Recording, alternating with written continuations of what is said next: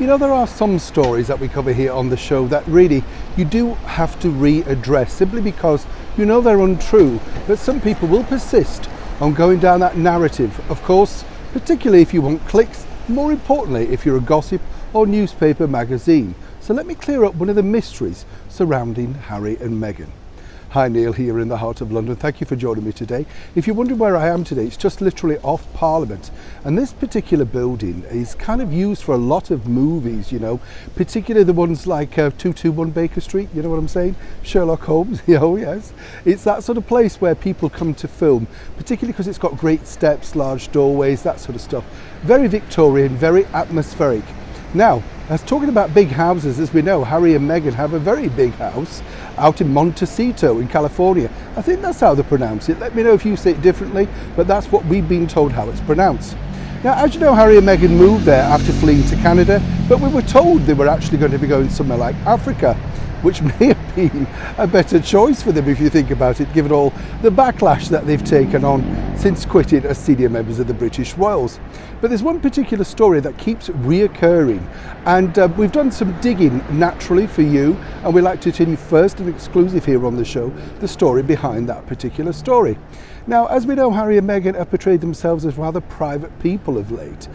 You know, a lot of people sort of say, well, what's it like? What do they do all day? And we've recently read a story relating to Thomas Markle Jr., who's appearing in Celebrity Big Brother for Australia CBS. Interesting that he basically has claimed that Meghan's father doesn't think that Prince Harry could even look after the chickens on their plot.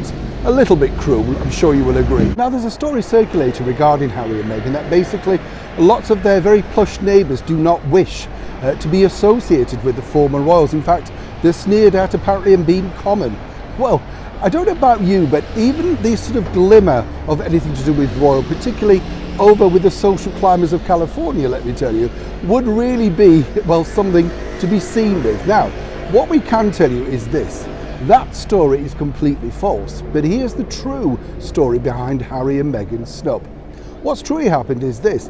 Harry and Meghan have become very, very reclusive. Think Greta Garbo way back in the 30s when she famously said, "I want to be alone."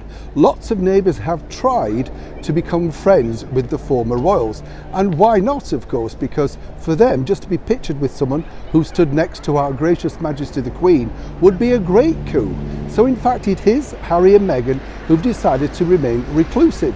That's not to say they don't mix. People see them in and around that neighbourhood, their area, particularly Prince Harry riding his bike.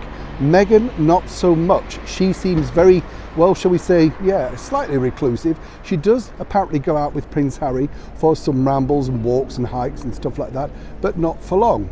But the true story really behind this particular rumour is simply this. They're both very frightened about anything about their life getting out.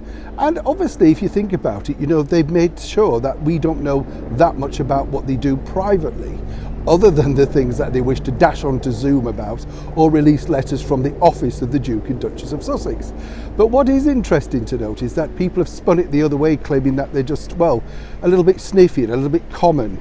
I always like to be fair and balanced here on the show, and I would say I do understand why Harry in particular is very keen to keep hold of that privacy.